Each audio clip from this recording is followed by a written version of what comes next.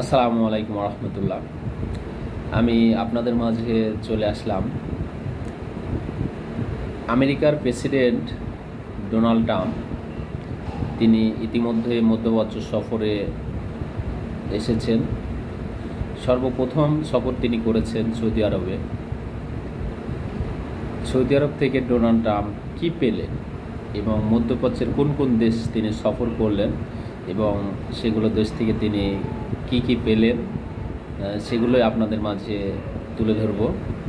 ইনশাল্লাহ ভিডিওটা শেষ পর্যন্ত দেখবেন, আপনাদের অনেক উপকারে আসবে।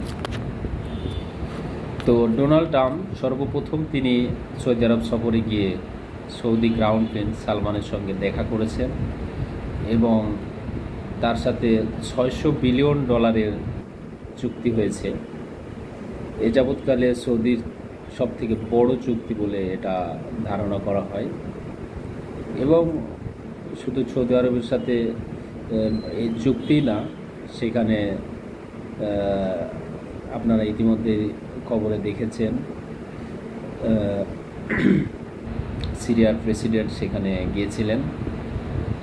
গিয়ে সেখানে সিরিয়ার প্রেসিডেন্টের সাথেও তিনি 5টা চুক্তি করেছেন বলে ধারণা করা যাচ্ছে। এখনও সেটা পাবলিকলি আসেনি, তবে ধারণা করা হচ্ছে 5টা চুক্তি হয়েছে। খুব গুরুত্বপূর্ণ চুক্তি এটা। সৌদি আরব এবং তুরস্কের মধ্যস্থতায় এই চুক্তিটি হয়েছে বলে জানানো হয়েছে। তো ডোনাল্ড ট্রাম্প সেখানে সৌদি আরবে গিয়ে সৌদি এবং সিরিয়ার প্রেসিডেন্ট দুজনের সাথেই তিনি চুক্তিটা করে সেখান থেকে কাতারে গিয়েছেন। কাতারে গিয়ে কাতারের আমিরের সাথে তিনি আবার $1.2 ট্রিলিয়ন চুক্তি করেছেন। এ যাবৎকালের সব থেকে বড় চুক্তি বলে এটা আমেরিকার প্রেসিডেন্ট ডোনাল্ড ট্রাম্প ঘোষণা দিয়েছেন এবং তিনি তার আমেরিকার অর্থনীতিকে অনেক দূর এগিয়ে নিয়ে যাবেন বলে এই চুক্তির মাধ্যমে তিনি ঘোষণা দিয়েছেন। এবং $1.2 ট্রিলিয়ন চুক্তি করার পর তিনি আরও ঘোষণা দিয়েছেন যে আরও সেখান থেকে ইনভেস্টমেন্ট আসবে বলে ধারণা করা যাচ্ছে।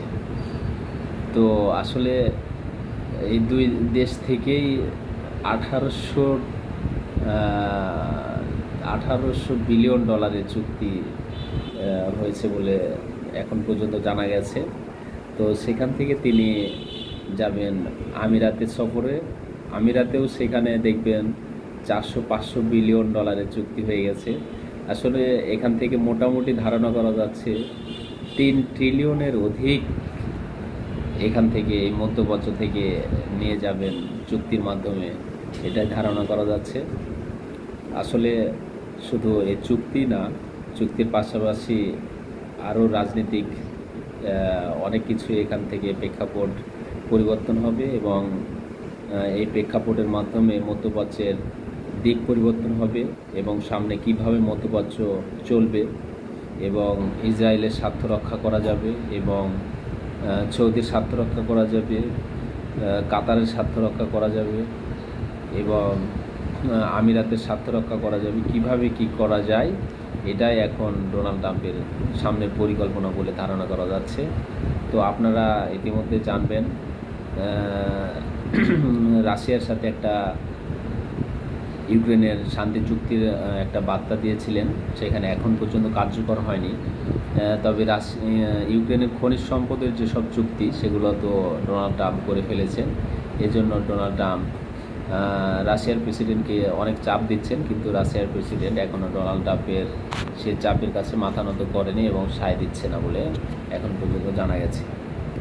তো ডোনাল্ড ট্রাম্প এই ছিল মধ্যপ্রাচ্যের সফরে নিয়ে আপনাদের সাথে কথা। তো সামনে আরও সফর বা কোথায় কি করে সামনের যে দিক নির্দেশনা ইনশাল্লাহ আপনাদের সাথে শেয়ার করব। আর আপনারা অবশ্যই আমাকে সাপোর্ট করে যাবেন। আমি নতুন, ইনশাল্লাহ সাপোর্ট করলে আপনারাও সাপোর্ট পাবেন, এই বলেই রাখছি। আসসালামু আলাইকুম রহমতুল্লাহ।